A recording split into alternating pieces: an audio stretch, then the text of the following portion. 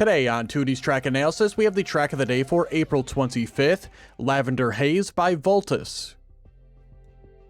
Lavender Haze is a plastic track, almost entirely made up of that plastic surface. However, there are a few small road sections throughout the track. There is a GPS on the track immediately at the start, and the GPS drives the track in the same time as the author metal time.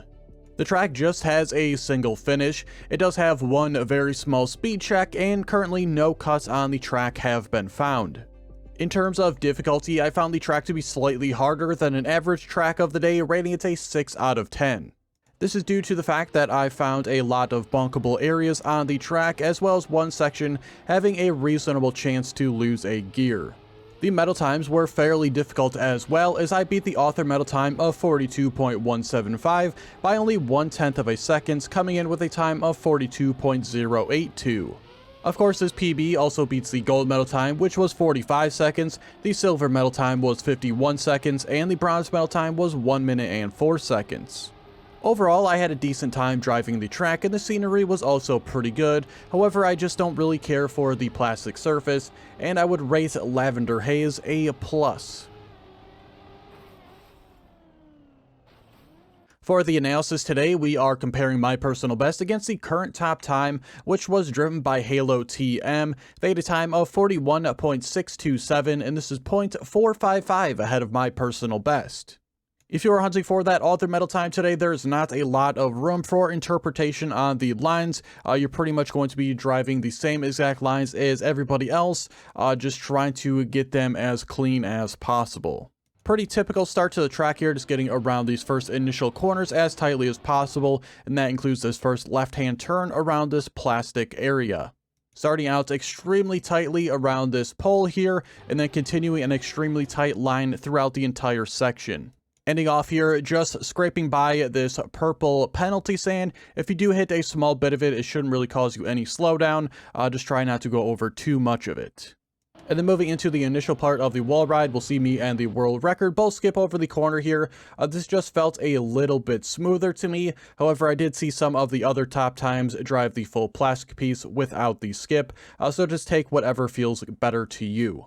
You also want to remain fairly low the entire wall ride, just barely scraping over the top edge of this wall.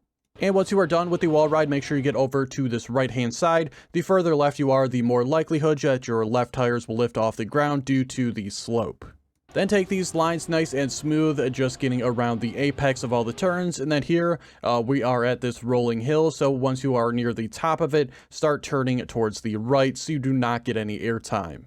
After that, a nice inside line around this right-hand turn, and we're made somewhat inside here as well for this jump. We'll see the world record a little bit towards the right of me. This will result in a lower jump and earlier ground contact, and they will pull ahead a little bit here. I usually play this jump a little bit safe because it's very easy here to be too low and clip your back tires on the edge.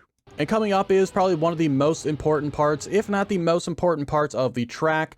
This turn right here, you want a very shallow turn around this corner on a pretty tight inside line around these light poles. Really, if you're going too high here, you are going to have to turn way too much towards the left, and you will very easily lose a gear here. So you need this very shallow line to keep fourth gear.